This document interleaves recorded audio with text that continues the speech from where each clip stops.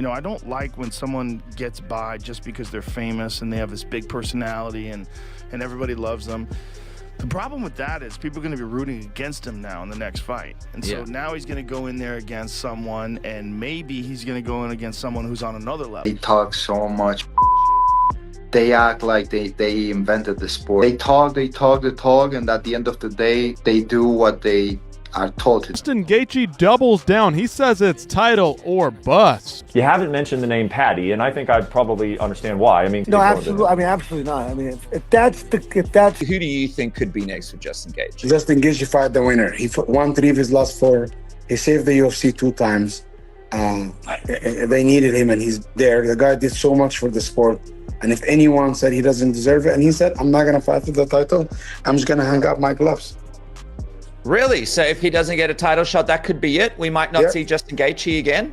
Yeah, Jean is a very principled guy, and I never... Justin has been saying retirement or title shot. He talked about how the UFC begged him to fight Max. I think any smart fan at the time knew that whoever won that fight or lost that fight was going to get a title shot and then lose a title shot. Justin seems very bitter about the Max fight because he comes back, he beats Fiziev, he looks good doing it. But it's like, bro, Arman is going to fight Ilia. I've been very vocal about Arman having another fight before a title shot, but that's most likely what's going to happen. And the fact that where they're at in their careers. So basically, I still edge Khabib. This is what we, but Khabib 29-0, Ilia 17. If Ilia keeps this up for 2, 3, 4, 5 more fights, he leaves him in his dust. Agreed? Certainly agreed. Because the early UFC fights for Khabib were not against upper level echelon fighters, and from here on, Ilia Topuria is only going to be fighting upper echelon. And they will almost all be title fights. And they will be. I didn't say his name. I'm only talking about what is the news now, and also how stupid he is. But that's John Jones that thinks about me. He's still trying to fight me. When I'm retired, they got a dude that wants to fight him and literally begging him to fight.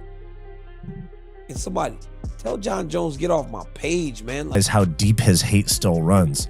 Those ass whoopings must have left more than bruises. I feel like I'm the most painful thing that ever happened to that man's life. Emotional damage. But if I was DC and I got beaten twice, dreams ripped away from me. Owe him a favor for him stepping in for UFC 300. I just wanted your thoughts on that. Listen, everybody has, their opinions on. Listen, if you're thinking about retiring, you know how I feel about that. You should probably retire. We love Justin Gaethje, and Justin Gaethje did step up, and he's been an exciting, fun fighter to have here in the UFC. But to say, hey, listen, unless you give me a title shot, I'm retiring.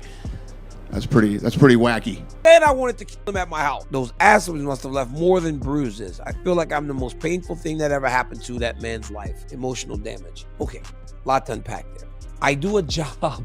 I can't omit that. No, actually, because of our history, people want my take on what's happening with John Jones more than anybody. But we can't fight, so it's like, why would I let you occupy space in my head? Only an insecure person would go immediately, he's talking about me. Justin Gaethje doubles down. He says it's title or bust. You haven't mentioned the name Patty, and I think I'd probably understand why. I mean, no, absolutely. I mean, absolutely not. I mean, if that's the route that they want me to take, then I don't believe that they need me anymore. Will he retire? Is this the end? Will he fight on the White House card? Who knows what's going to happen with Justin Gaethje in the future. So the beef between Daniel Cormier and John Jones will never end, it seems. You know what I mean? Daniel Cormier says he just is really not the smartest person. During a segment on the UFC 318 weigh-in show, Cormier was asked about where he would like to fight his enemy if he could, and the former 2-division champ said he'd like to do it at his house because I kind of want the ability to end him. Jones, in a pair of deleted tweets, responded by saying, Joe Rogan reacts on Ilia Topuria and Khabib heated back and forth at airport. The MMA world is on fire, and Joe Rogan just threw gasoline on the flames. Joe Rogan reacts on Ilia Topuria and Khabib heated back and forth at airport isn't just a title. It's a wild saga that's exploding with tension, chaos, and a whole lot of drama between two of the sport's most talked about names. Ilia Topuria clashing with Khabib Nurmagomedov's team in public was the spark, but what followed is turning into one of the biggest storylines in recent UFC history. It all kicked off with a heated exchange at an airport. That alone would have gotten fans buzzing, but what happened next made it impossible to ignore. According to several eyewitness reports and viral social media posts, things went way past just words. Topuria didn't just talk, he reportedly knocked out one of Khabib's team members on the spot. It was raw, unfiltered chaos, and while no full video has surfaced yet, the aftermath was loud and clear. Khabib himself jumped on Telegram and called out Topuria, saying, "Respect and honor mean nothing to this guy. You don't hit people at the airport. You want to fight? Come do it in the cage." But Topuria wasn't backing down. His response was cold-blooded. He posted a pic at the gym with the caption, "I don't fight for respect. I fight because I can't stand fake legends." And yeah, that was definitely aimed at Khabib. Enter Joe Rogan, who couldn't stay silent with all this fire heating up the division.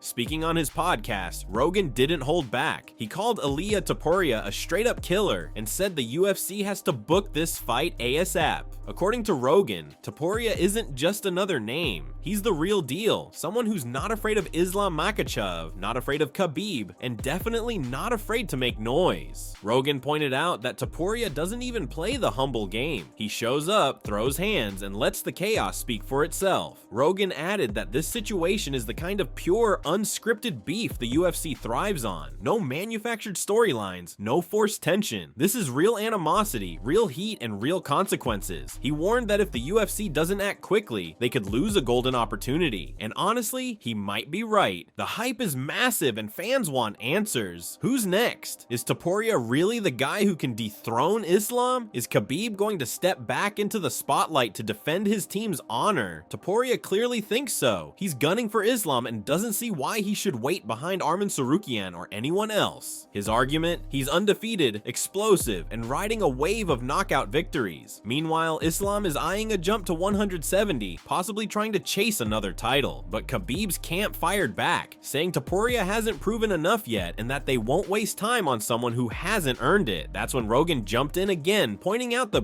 obvious double standard. If Islam wants to move up and challenge the best at 170, why can't Topuria challenge him right now if he's that dangerous? Social media lit up even more when other fighters chimed in. Bilal Muhammad called the airport brawl wild and said this is what happens when real ones run into each other. Dustin Poirier didn't hold back either, saying Topuria is fired up but better be ready if he's aiming for Islam. And then there was Sean O'Malley, who casually called Topuria a gangster and said he's not playing nice with anyone. The energy around Topuria is undeniable. Love him or hate him, you can't ignore him. And while all that was happening, a totally different beef was boiling over. John Jones versus Daniel Cormier. Out of nowhere, Jones reignited the feud with one of the coldest statements yet. After Cormier said during a broadcast that if he could do it over again, he would have entered Jones's house and ended him, Jones fired back hard. He said he's the most painful thing that ever happened in Cormier's life, and he didn't stop there. He said a blind man could see he owns a mansion inside Cormier's head. The insult was brutal and deeply personal, especially considering Cormier's history of loss and tragedy. Cormier clapped back fast. He reminded everyone that he lost his daughter in a car accident and that no fight or rivalry could come close to that level of pain. He said Jones crossed a serious line, and this wasn't just trash talk, it was flat out disrespect, and he didn't stop there. Cormier also dragged up Jones's repeated drug test failures, saying Jones's legacy is tainted, and his own closure from their fights will never be clean. Even though Jones technically won both of their bouts, one was overturned due to doping, and that stings for Cormier. He made it crystal clear, he's done with the drama, but he's not letting Jones rewrite history. All of this adds to the chaos currently dominating the UFC headlines. But the mess doesn't stop with Topuria, Khabib, or Jones. Justin Gaethje has entered the chat too, and he's not holding back. Gaethje has straight up said it's title or bust. If he doesn't get a shot at the belt, he's out.